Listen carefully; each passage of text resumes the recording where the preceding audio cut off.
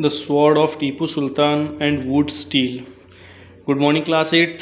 आज 12 दिसंबर है और आज हम पेज नंबर 74 से पढ़ेंगे the sword of Tipu Sultan and wootz steel.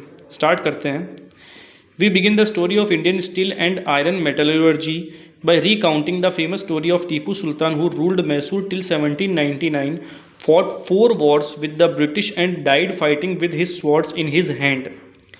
हम टीपू सुल्तान की प्रसिद्ध कहानी को याद करते हुए भारतीय स्टील और लोह धातु विज्ञान की कहानी शुरू करते हैं, जिसने 1799 तक मैसूर पर शासन किया था।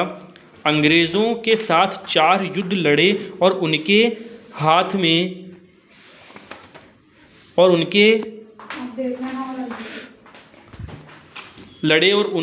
में तलवार लेकर लड़ते हुए मृत्यु हो गई। Tipu's legendary swords are now part of valuable collections in museums in England. Tipu की ये जो लेजेंडरी तलवारें थीं वे अब इंग्लैंड के म्यूजियम्स के अंदर वैल्यूएबल कलेक्शंस के रूप में रखी गई है। But do you know why the sword was so special? लेकिन क्या आप जानते हैं कि ये टीपू सुल्तान की जो तलवार थी वो स्पेशल क्यों थी?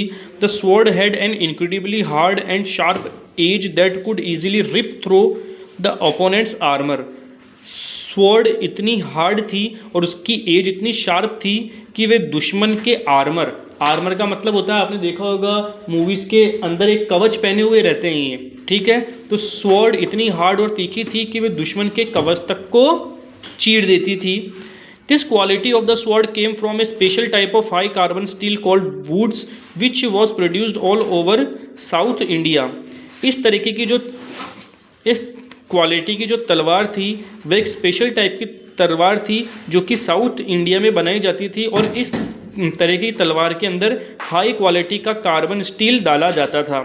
Would steel when made into swords produced a very sharp edge with a flowing water pattern. Wootz steel जब तलवारों में बनाया जाता था तो एक बहते पानी के पैटर्न के साथ बहुत तेज धार पैदा करता था। This pattern came from very small carbon crystals embedded in the iron. यह पैटर्न लोहे में एम्बेडेड हुए बहुत छोटे छोटे कार्बन क्रिस्टल के साथ आया था।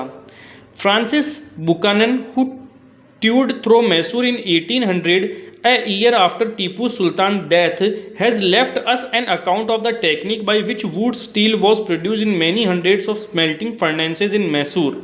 फ्रांसिस बुकानन, जिन्होंने टीपू सुल्तान की मृत्यु के 1 साल बाद 1800 में मैसूर का दौरा किया था, ने फिर उस तकनीक का लेखा जोखा छोड़ा जिसके द्वारा मैसूर में कई सैकड़ों गलाने वाली भट्टियों में वुड स्टील का उत्पादन किया जाता था।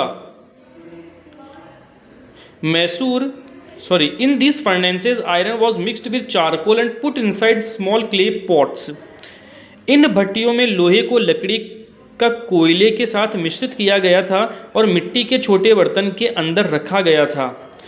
Through an intricate control of temperatures, the smelter produced steel ingots that were used for sword making not just in India but in West and Central Asia too। तापमान के एक जटिल नियंत्रण के माध्यम से स्मेल्टर्स ने स्टील सिल्लियों का उत्पादन किया जो न केवल इंडिया में बल्कि वेस्ट और सेंट्रल एशिया में भी तलवार बनाने के लिए उपयोग किए जाते थे। Woods is an anglicized version of the Kannada word ukku, Telugu hukku and Tamil and Malayalam urukku meaning steel।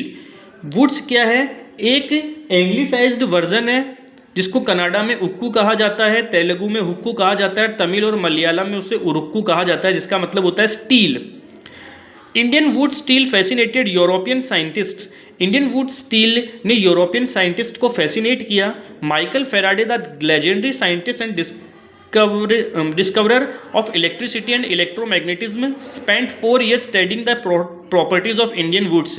Michael Faraday जो कि एक बहुत महान वैज्ञानिक थे जिन्होंने इलेक्ट्रिसिटी और इलेक्ट्रोमैग्नेटिज्म को डिस्कवर किया, उन्होंने इंडियन वुड्स की प्रॉपर्टीज़ का अध्ययन करने के लिए 4 वर्ष लिया, 1818 से 1822। However, the wood steel making process, which was so widely known in South India, was completely lost by the mid 19th century। जबकि वुड स्टील का जो प्रोसेस था जो कि साउथ इंडिया में फैला हुआ था वह 19वीं शताब्दी के बीच में कम्प्लीटली लॉस्ट हो चुका था। Can you gas why this was so? क्या आप इस चीज़ का गैस कर सकते हैं कि ऐसा क्यों हुआ? The swords and armour making industry died with the conquest of India by the British and imports of iron steel from England displace the iron and steel produced by crafts people in India. अंग्रेजों द्वारा India की विजय के साथ तलवार और कवच बनाने वाले उद्योग की मृत्यु हो गई थी, मतलब खत्म हो गए थे, और इंग्लैंड से लोहे और इस्पात के आयात ने भारत में शिल्पकारों द्वारा उत्पादित लोहे और इस्पात का प्रदर्शन किया। तो क्लास 8 आज हम सिर्फ इतना ही पढ़ेंगे, बाकी का हम पढ़ेंगे हमारी नेक्स्ट क्लास में। तब तक के लिए थैंक्स।